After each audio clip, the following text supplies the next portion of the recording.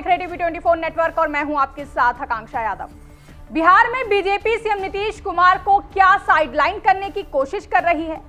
क्या BJP CM Nitish Kumar को मात्र भर एक मोहरा बनाकर बिहार की सत्ता पर काबिज होना चाहती है?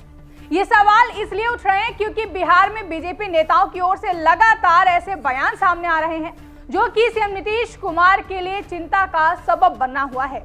कभी बिहार की डिप्टी सीएम विजय कुमार सिन्हा की ओर से बयान सामने आता है कि अटल बिहारी वाजपेयी को सच्ची श्रद्धांजलि तब मिलेगी जब बिहार में भारतीय जनता पार्टी की सरकार बनेगी। तो कभी बीजेपी के प्रदेश अध्यक्ष दिलीप जायसवाल की ओर से सीएम नीतीश कुमार को उप मुख्यमंत्री कहते हुए सुना जाता है। जबकि हाल फिलहाल की बात की जाए तो हाल ही में बीजेपी नेता अश्विनी चौबे ने सीएम नीतीश कुमार को लेकर कहा कि सीएम नीतीश कुमार को उप प्रधानमंत्री बनना चाहिए, जिसके बाद सवाल उठने लगे कि क्या बीजेपी की ओर से सीएम नीतीश कुमार को बिहार की राजनीति से बाहर करने का कोई प्लान बनाया जा रहा है। तो वहीं अब बिहार की राजनीति में बीजेपी जेडीयू के बीच भभकी इस सियासी चिंगारी को और हवा देने का काम हरियाणा से बीजेपी नेता और हरियाणा के सीएम के एक बयान ने कर दिया है, जिसमें हरियाणा सीएम ने साफ कह दिया है कि बिहार में हम डिप्टी सीएम सम्राट चौधरी के नेतृत्व में झंडा लहराएंगे, जो कि सीएम नीतीश कुमार के लिए एक बड़ा झटका माना जा रहा है।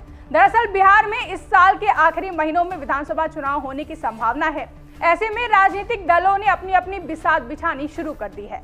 हालांकि बिहार में चुनावों का औपचारिक शंखनाद होने में अभी 6 महीने से भी ज्यादा का वक्त बाकी माना जा रहा है, लेकिन सियासी दलों और सियासतदानों ने अनौपचारिक बिगुल फूंक दिया है।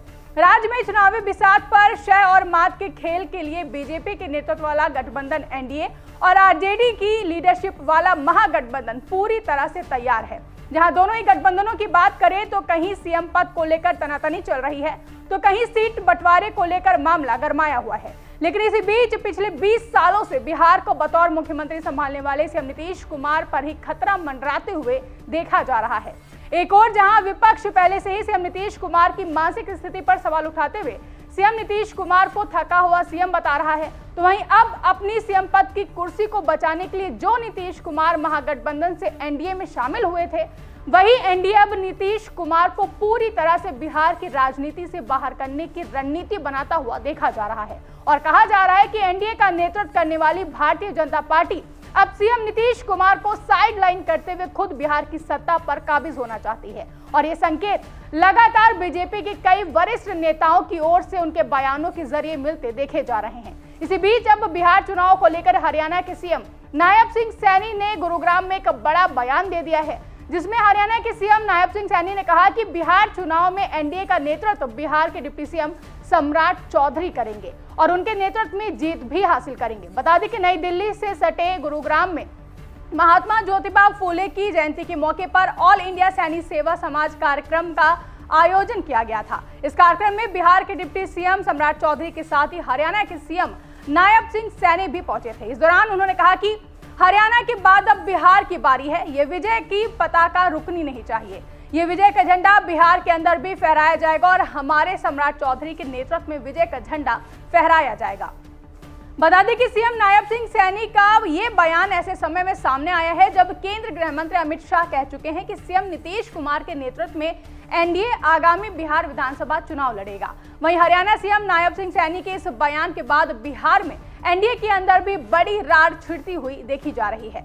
वहीं हरियाणा के मुख्यमंत्री के बयान के बाद जेडीयू की ओर से भी प्रतिक्रिया सामने आई है, जिसमें जेडीयू एमएलसी और मुख्य प्रवक्ता नीरज कुमार ने बयान जारी करते हुए कहा कि बिहार के सरजमी से एक ही बात निकलती है, नीतीश है तो निश्चित है।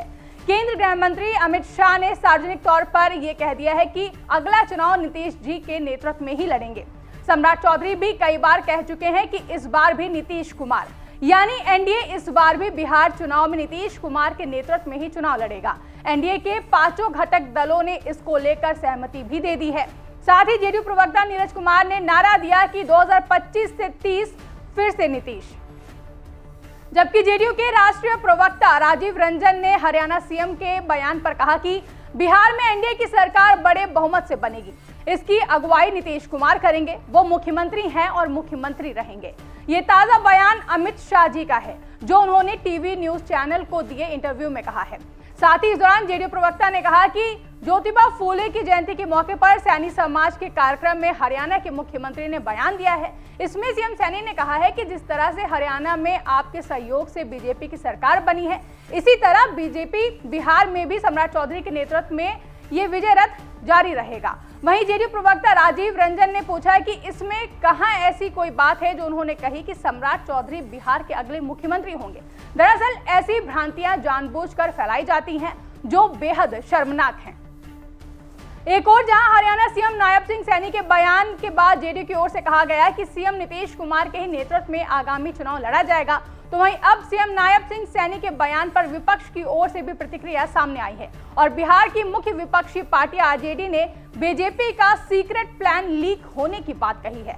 वहीं आरजेडी नेता तेजस्वी यादव ने कहा कि बीजेपी में कौन सीएम नहीं बनेगा, एनडीए में हर कोई खुद को मुख्यमंत्री बनाना चाहता है। इस बार एनडीए की खटारा गाड़ी को बिहार की जनता बदलने जा रही है। 2025 में महागठबंधन की सरकार बनने जा रही है। आरजेडी प्रवक्ता मृत्युंजय तिवारी ने कहा कि बिहार में बीजेपी का सीक्रेट प्लान हरियाणा के मुख्यमंत्री ने लीक कर दिया। अब तो जेडीयू को मान लेना चाहिए कि बिहार में बीजेपी के मुख्यमंत्री सम्राट चौधरी होंगे। हमारे नेता तेजस्वी यादव तो हमेशा से कहते आ रहे हैं कि बीजेपी नीतीश कुमार को कुर्सी से बेदखल कर देना चाहती है। बीजेपी के इस प्लान को हरियाणा के मुख्यमंत्री ने लीक कर दिया है। जेडीयू को स्वीकार कर लेना चाहिए जो ताल ठोक रहे हैं कि मुख्यमंत्री का चेहरा नीतीश कुमार होंगे। साथ ही मृत्युंजय तिवारी ने दावा करते हुए कहा कि जो खेल महाराष्ट्र में बीजेपी ने एकनाथ शिंदे के साथ किया, वही खेल बिहार में नीतीश कुमार के साथ होगा। बीजेपी का सीक्रेट प्लान उजागर हो गया है, अब जेडीयू को जवाब देना चाहिए। इधर आरजेडी ने बीजेपी का सीक्रेट प्लान उजागर हो जाने का दावा किया, तो उधर हरियाणा सीएम नायब सिंह सैनी के बयान का बिहार बीजेपी ने खंडन किया है। बीजेपी प्रवक्ता प्रभाकर मिश्रा ने कहा कि बीजेपी के शीर्ष नेता पहले ही कह चुके हैं कि 2025 में मुख्यमंत्री नीतीश कुमार के नेतृत्व में हम लोग चुनाव लड़ेंगे। ठगों की जमात महागठबंधन से अभी तक इसकी घोषणा नहीं की गई है कि उनका लीडर कौन है, किसके नेतृत्व में चुनाव में किस्मत आजमाएंगे। महागठबंधन के घटक दलों की बंद पेटियों से अलग अलग नाम निकल रहे हैं। साथ ही बीजेपी प्रवक्ता ने कहा कि तेजस्वी यादव को स्पष्ट करना चाहिए कि महागठबंधन के नेता कौन हैं, आप खुद हैं या राहुल गांधी। अन्य घटक दलों की पेटियां खुलनी बाकी हैं। भूचाल महागठबंधन में आने वाला है। एनडीए के सर्वमान्य नेता नीतीश कुमार हैं और उन्हीं के नेतृत्व में विधानसभा का चुनाव लड़ना तय है। भारतीय जनता पार्टी का शीर्ष नेतृत्व इसे स्पष्ट कर चुका है। अब इसमें किंतु परंतु का कोई सवाल ही पैदा नहीं होता है।